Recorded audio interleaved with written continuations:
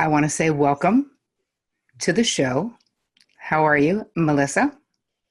I'm so good. Thank you so much for having me. I'm so excited to be here with you. Me too. So, for those of you who don't know, our beautiful, amazing guest today, Melissa Ambrosini. So, she's a speaker, she's a self love expert, she's a love expert. So, we have a lot of things in common. She had a great book that was out, I think it was 2 years ago, about mastering your inner mean girl, basically. And now we're going to be talking about a whole bunch of things today on the show. But you have a new book out called Open Wide. Is that right? That's it. That's it. Why does that make me want Radically. to open my mouth? Yeah.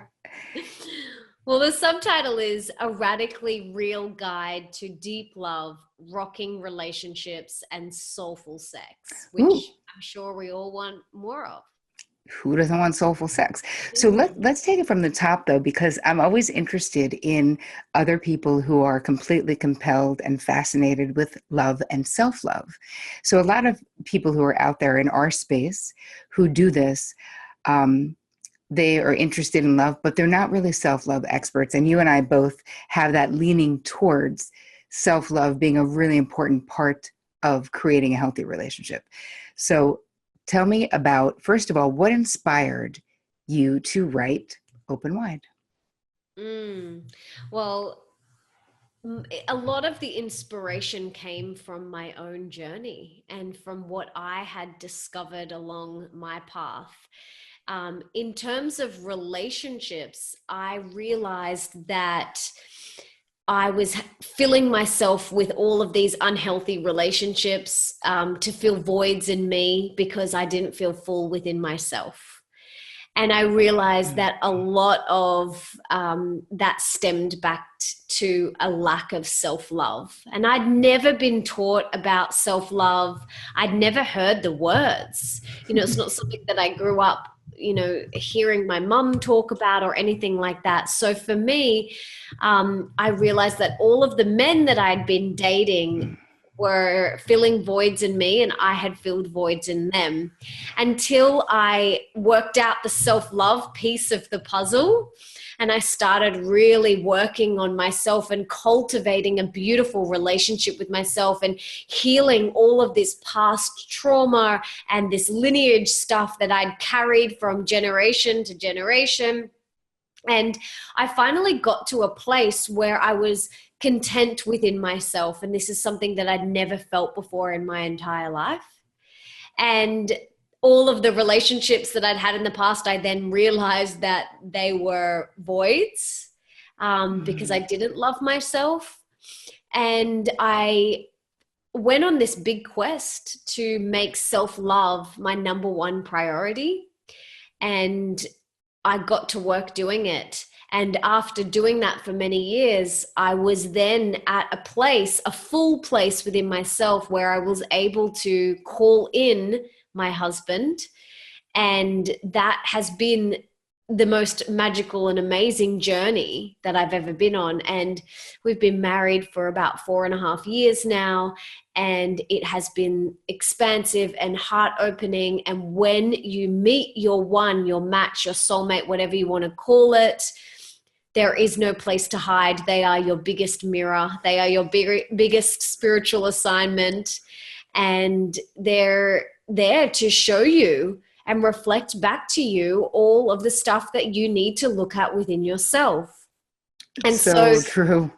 yeah. And so since being on this journey before him and then with him, we have dove so deep into ourselves and into our partnership, and we've explored so many different healing modalities together and on our own. Like together we have explored tantra and all sorts of different things, and it's really deepened our connection, but it's also surfaced a lot of stuff that we needed to look at. And as a result, being in a conscious partnership where two whole people are willing to do the work on themselves is so beautiful, because you're not dragging the other person through the mud, so to speak. Mm-hmm. And so open wide, which is my guiding mantra, because in every moment we're either open or we're closed. We're choosing love or we're choosing fear. And when I get out of bed in the morning, when I'm laying there and I'm slipping from unconscious to conscious, I ask myself, am I open? Do I feel open? I make sure every cell and every chakra in my body is open so that I get up out of bed and I walk into my day. At any moment. So why open wide? It was in any moment you're either open or you're closed. Go. Totally. You're open to the girl at Starbucks, you're open to the person at the post office or the Uber driver, or you're closed off to them. And I want to live my life open to everyone and every experience that's around me, open to the beautiful flower, open to any interaction. And so open wide is actually my guiding mantra. And I wrote the book because I wanted to share what I'd learned, because relationships are our biggest assignments. And we're born into this world without a manual. No one teaches you how to be in a relationship. No, And they if you're don't. anything like me, you fumble and you flounder and you make really poor choices in men and friends. And you get a kick up the butt. But this book, I hope, is going to help people fast track by reading the mistakes that I've made along the journey. And hopefully they can go, oh, okay, that's how you do it. This is how you practice crystal clear communication. This is how you be a good friend. This is how you be a great partner. This is how you call in a soulmate. Right. Mm-hmm. Okay. And so that's why I wrote the book. I had to share it, and it just has to be out there. So what would you say to people who are listening right now? Because if we go back to the beginning of this conversation, it really started about self-love being, for you, it was this journey, this sort of pilgrimage. And it was almost like everything that you wanted was on the other side of the self-love that you didn't even really know you were missing. You just knew that you were in pain and that things weren't working and that relationships were ending and sort of repeating in the same unsatisfying way, right? Yeah, exactly. So what do you say to someone who says, I don't even know where to start? Well, how do I start with self-love? What does that even mean? What would you say? Mm. Mm. There's a beautiful exercise that you can do, and it's free, and you can do it right now, and you can do it at home. And it has been one of the most powerful things that I have done. And it's literally closing your eyes and placing one hand on your heart and one on your belly, and breathing deeply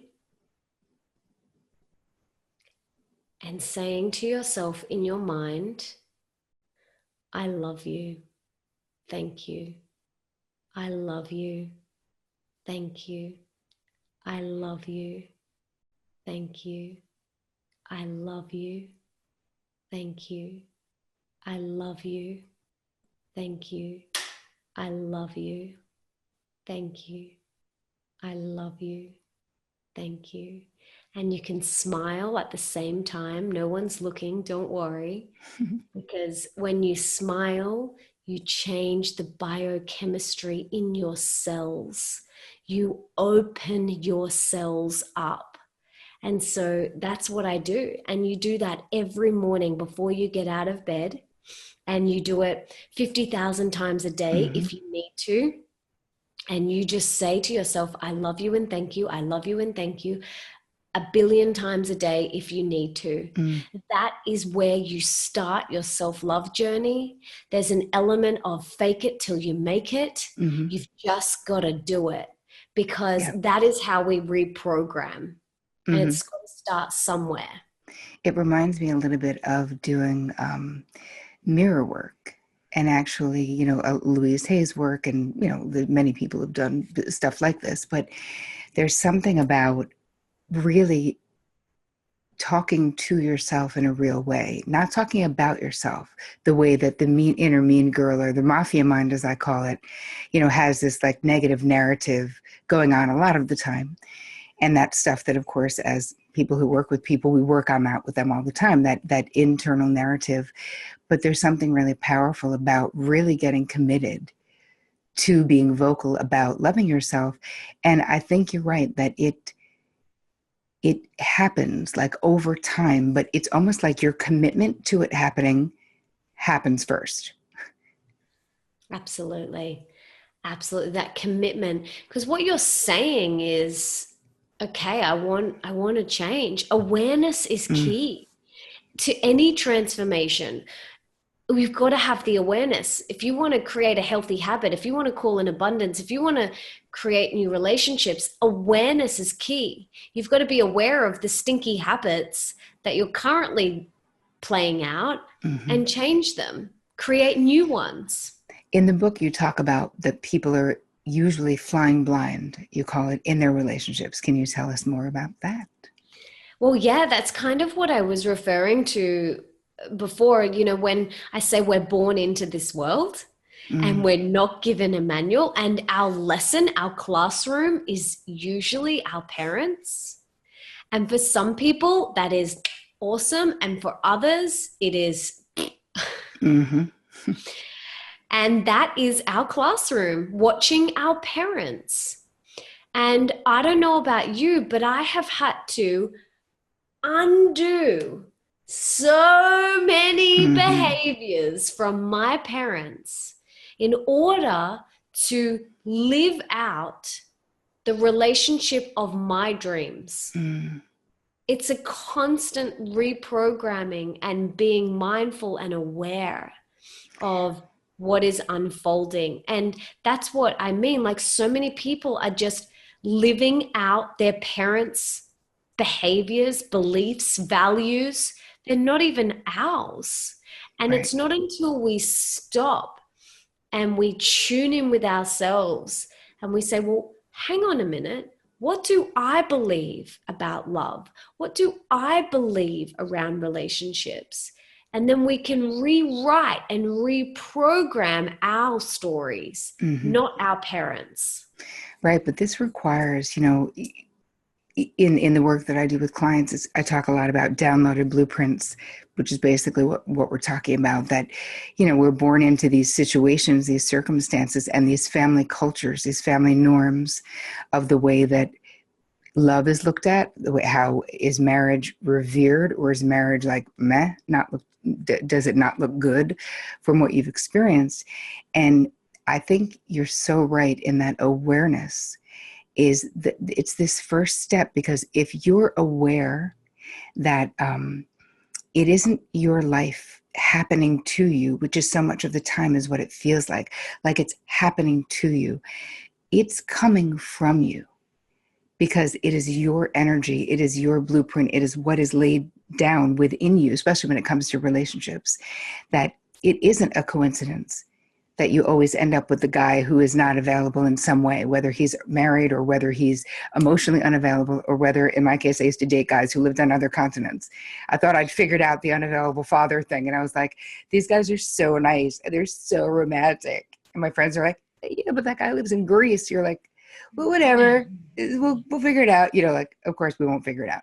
And the truth is, it was the same thing. But as my awareness grew about what I wanted, and that I actually had a choice, my my choosing and my energy and my ability to create a new paradigm around love came through the awareness that I'm not my parents. Mm, absolutely. Awareness is key Hmm to any transformation Absolutely. All because right. you can't unknow what you don't know. Once you know it, you can change. Yes. So I wanted to ask you, because these are choices that we make being in this industry. There's a lot of stories in the book that I loved, that were great, but that were really very real and raw and honest. And I want to ask you, like, what really inspired you to be that transparent? I mean, I Mm. loved it, but I'm just curious, like, what inspired you to do it? I guess now I don't know any other way. Okay. Because I have, for most of my life, put on masks. and wore different masks and people pleased. Mm. And I had watched my mum, it was all about the face, it doesn't matter what's going on underneath. It's like, as long as we put on a facade that we're a happy family or things like that, that it's all good. And so that was a deep programming that I had to unravel. And for those that have read Mastering Your Mean Girl will know that in 2010, 8 years ago, I ended up in hospital. And that was, for me, that's when all of the unraveling happened. Can you tell us more about what happened? Yeah, so I was living a very different life to the life that I live now. And like I said, just burning the candle at both ends, a very people-pleasing, toxic relationships, unhappy in my work, very unfulfilled, very unwell, partying, drinking, Mm-hmm. all sorts of fun things. And I ended up in hospital with no more candle left to burn, very unwell and very unhappy. And I was on all sorts of medication. My immune system shut down. So my health was taken away from me, but also my mental health. I was on antidepressants and anxiety and having panic attacks and depression and sleeping tablets and just a cocktail of mess I was. Mm. And that is when I realized all of these habits that I had picked up, all of these beliefs, all of this, like you said, the blueprint. I realized all of this, I was like, this isn't my belief around money. This isn't my belief around relationships. This isn't my belief around health. And I literally went through every area of my life and I was like, that's dad's, that's mom's, that's dad's, that's mom's. And I literally rewrote my stories. I reprogrammed and rewrote my stories. And I then committed to living those. That doesn't mean that sometimes that old money story slips in and I'm like, hey, that's not mine. That's my dad's. Get out of Yes. here. Like, it's like a little sneaky dog that's like coming in to sneak in the room and you're like, hey, get out of here, or something like that. Mm-hmm. So for most of my life, I had been this people pleaser, and it was a very unfulfilling and isolated existence. And when I began on this journey, this was 8 years ago, I started this thing called a blog back then.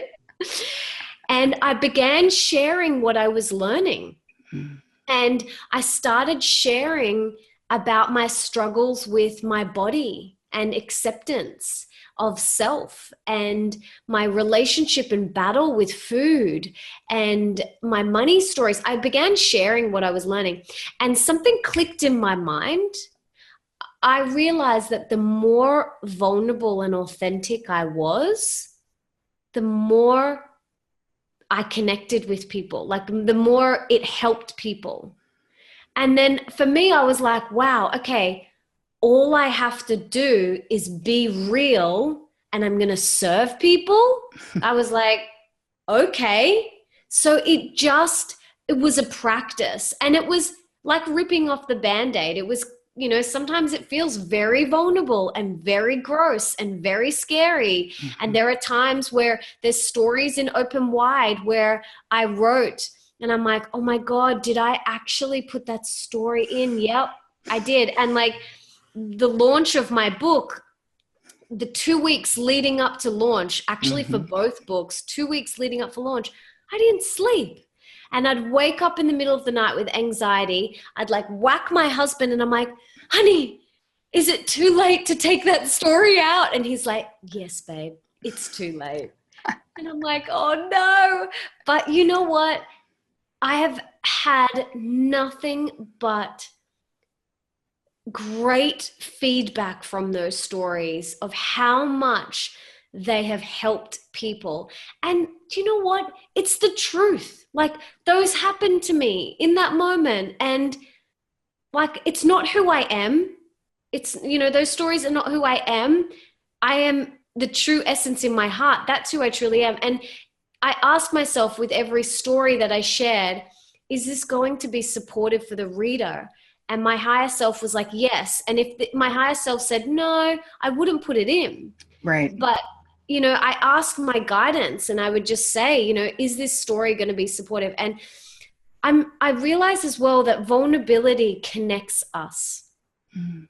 Vulnerability makes us lean in, and it is the glue of our relationships. And I am so sick of superficial relationships. I'm bored of them, Terry. I can't be Mm-hmm. bothered.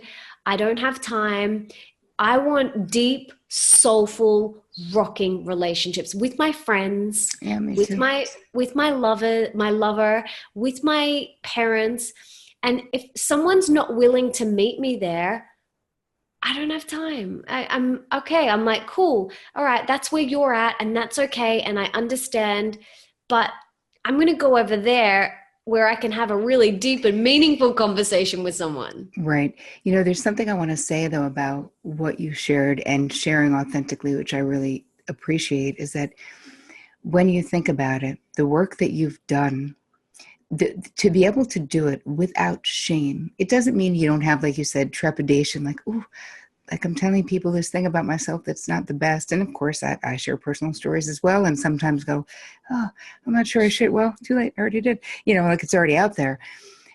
But the one thing that when you really do your work is that you don't feel ashamed. Mm. And that comes through because when you can share as honestly as you did in this book without justification or excuses, just the truth, like this is what I experienced, this is what happened. There's something that I think is healing about that too, because you're not asking the reader to absolve you or to do anything for you because you're okay. I had this really brilliant teacher when I was getting my master's at NYU to become a therapist.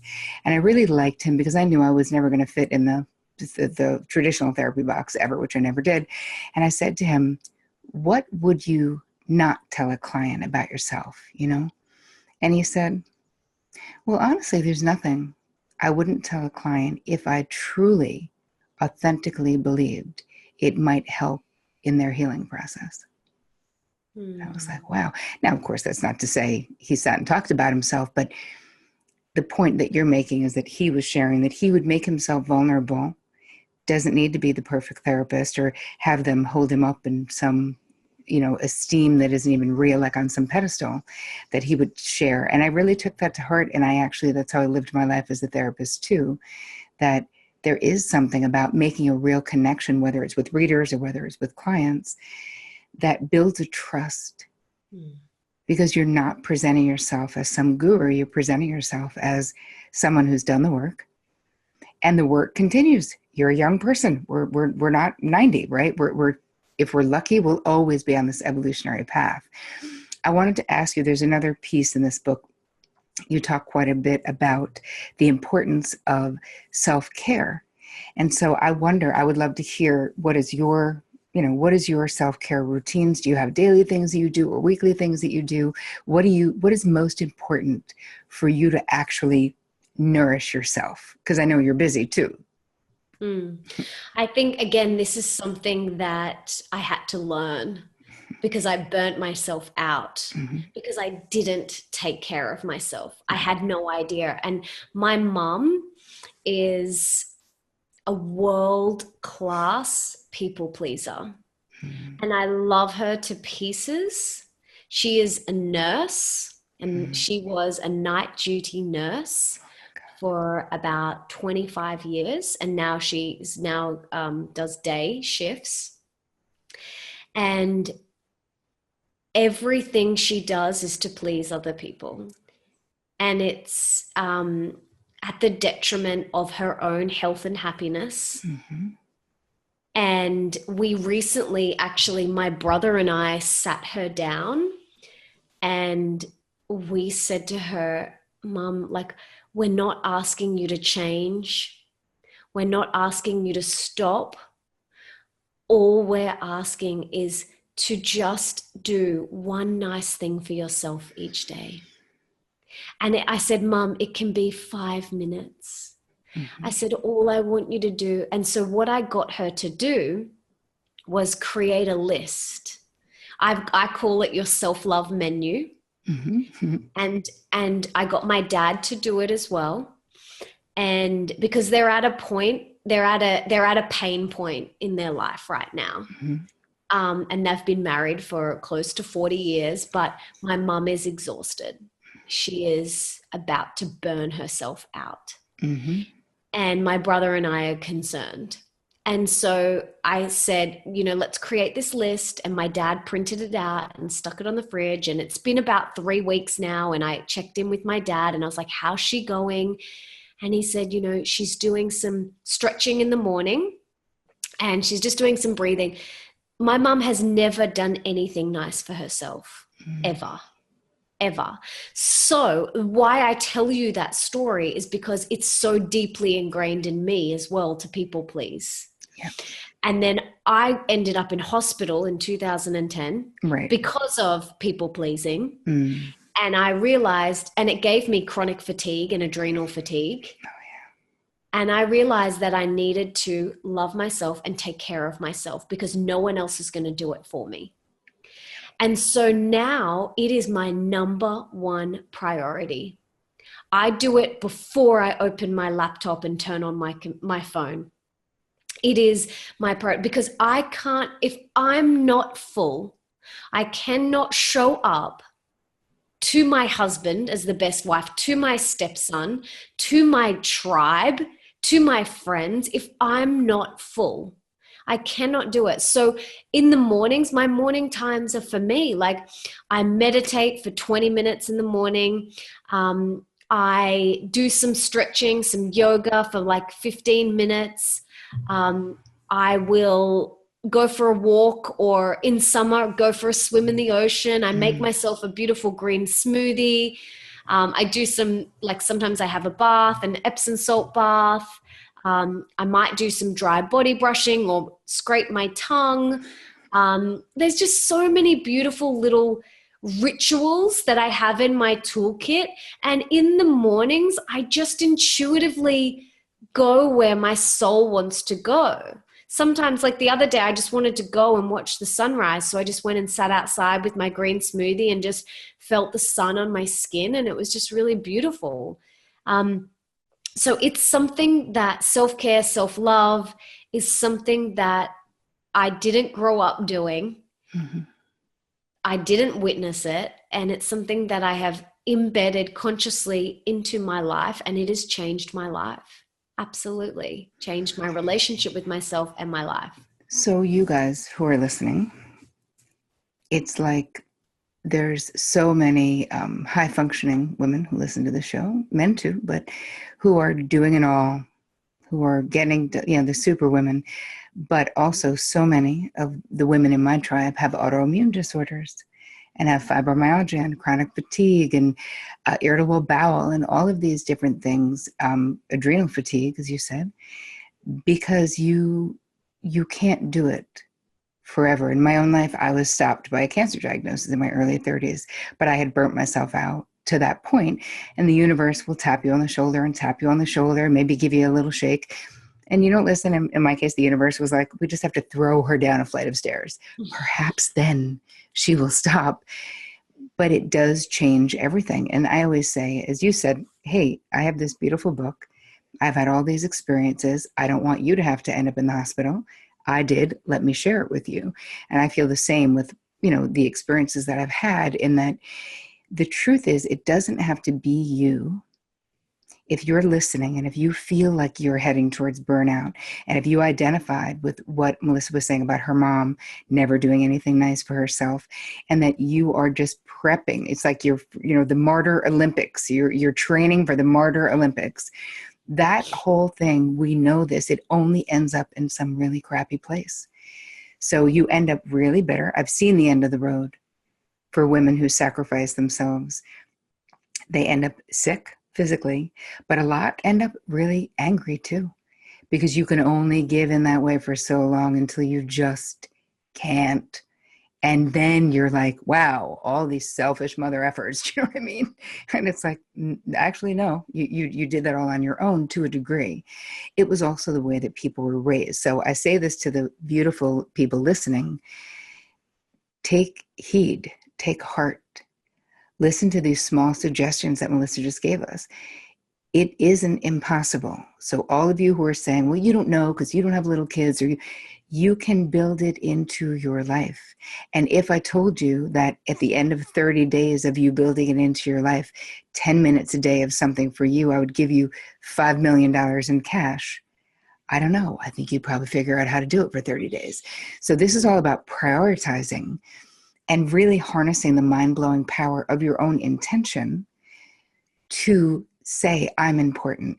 And when you can take the reframe that you gave us, which is basically, if you're not full, how can you show up as your best self in your relationships, in your friendships, for your tribe, for anybody? The truth is you can't. So tell us, if you would, the book is out, I know, because I have it, but we can get it on Amazon. We can get it anywhere. Where can we get it? Yes, all you have to do is head to melissaambrosini.com/open wide, and you can find out where you can get it there online, or whether you want to go into the bookstore and smell it and pick it up. Some people love doing that.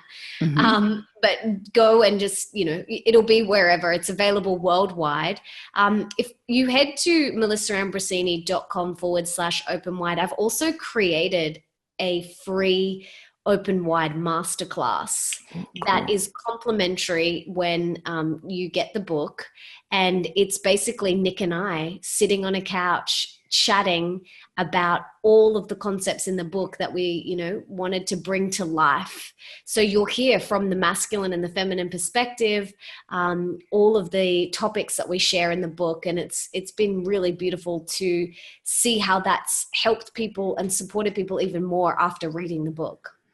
Amazing. And you guys, don't worry. As you know, it'll all be in the blog. So I'll have that exact link so that you guys can get the masterclass for free, because how amazing is that? I can't wait to get into that masterclass myself. I want to say thank you, thank you, thank you for spending so much time with us here today. I really appreciate your wisdom, the work that you're doing, the way you present it. It really has been a joy to have you. Thank you, Terri. Thank You you.